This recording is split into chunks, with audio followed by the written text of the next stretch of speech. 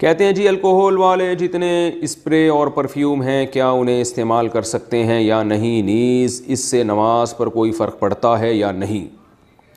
नाम ही नहीं लिखा जी। अल्कोहल वाले जितने भी परफ्यूम है सब इस्तेमाल कर सकते हैं। वो अल्कोहल जो नापाक है वो सिर्फ वो अल्कोहल है जो खजूर या अंगूर की बनी हुई हो। तो आजकल अल्कोहल कोई भी खजूर या अंगूर की नहीं बनती क्योंकि बहुत महंगी पड़ती है वो। तो आम अल्कोहल जितनी भी हैं वो खजूर अंगूर के अलावा चीज़ों की बनती हैं।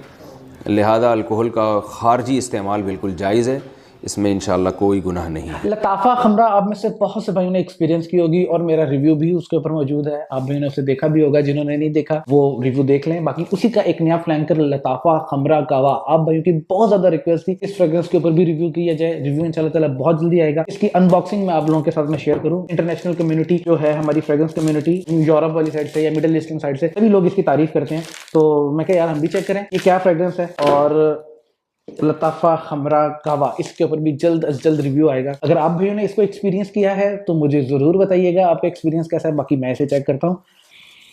यार फर्स्ट स्निफ तो अच्छा है, थोड़ा मैच्योर है, थोड़ा डेंस है, लेकिन खूबसूरत है। Thank you so much.